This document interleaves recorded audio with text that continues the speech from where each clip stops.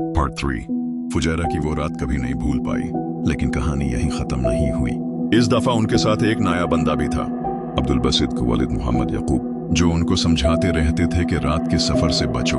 और एक और नया दोस्त आया था, याया, जो ओमान से था। अपनी नई गाड़ी जेटूर में रात का वक्त था, चांद पूरा गोल, हवा तेज चल रही थी। जेटूर गाड़ी के अंदर सब चिल कर रहे थे, लेकिन मोहम्मद यकूब का चेहरा बहुत सीरियस था। उसने कहा, बेटा, ये जो रास्ते हैं फुजैरा के जंगल और पुराने कासरों के पास, ये सदियों से बद्दुआएं लिए हुए हैं। तुम लोग मजाक समझ रहे हो, लेकिन यहाँ से वापस आना हर किसी के नसीब में नहीं होता।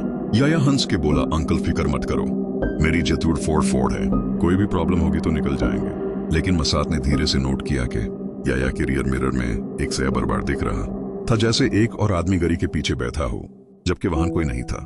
थोड़ी देर बाद वो सब एक पुरानी विल्ला के सामने पहुंच गए, जो पहले से भी ज्यादा खौफनाक लग रही थी। इस दफा हवा के साथ एक अजीब सरगोशी सुनाई दी, जैसे किसी औरत की रूह उनके कानों में कुछ बोल रही हो। अब्दुल हमीद का रंग पीला पड़ गया और उसने बोला, भाई, तुम लोग भी सुन रहे हो? ये आवाज बोल रही है कि अंदर आओ, तुम्हारा इंतजार था। अब्दुल्लाह ने फ्लैश लाइट ऑन की और विल्ला के शैटर्ड विंडो के पीछे एक चेहरा खड़ा था, आंखों के बगैर, सिर्फ खून से भरा हुआ सेफ्ड चेहरा। फ्लैशलाइट बैंड करते ही चेहरा गायब हो गया। मोहम्मद यकूब ने सबको रुकने को कहा, बेटा, इस घर में कोई इंसान नहीं, सिर्फ वो है जो इंसानों की रूह खाता है। अभी यहीं से वापस चलो। लेकिन याया ने जीद की, मैं देखना चाहता हूँ अंकल, अगर असल में कुछ है तो मेरी जतूर रोकता हूँ। चलो चलते हैं। जब सबने दरवाजा खोला और विला के अंदर कदम रखा, अंदर से बाचों की हंसी सुनाई दी, एकदम मासूम और हल्की।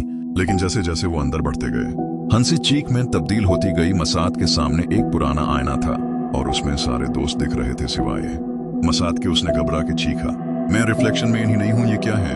एकदम से विला के ऊपर की मंजिल से एक काला सया नीचे गिरा और फिर हवा में घूल गया।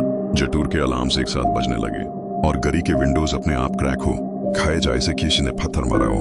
याया भागते हुए बाहर गया, लेकिन उसने देखा कि उसकी जेटूर के अंदर एक और बंदा बैठा था। वो उसका डुप्लीकेट था, उसी जैसा, लेकिन चेहरे के दोनों आंखों से काला खून बह रहा था। जेटूर की इंजन खुद ब खुद ऑन हुई और वो गाड़ी फुल स्पीड में जंगल की तरफ चली गई, बिना ड्राइवर के। मोहम्मद यकूब ने सबको जोर से पुकारा, अभी वापस भागो, ये जगह इंसानों के लिए नहीं। लेकिन रात का वो अंधेरा अब उनको गिरफ्तार कर रहा था।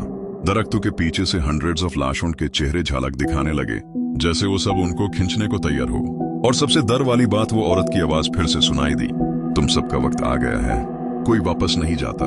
यहाँ पर कहानी खत्म नहीं होती।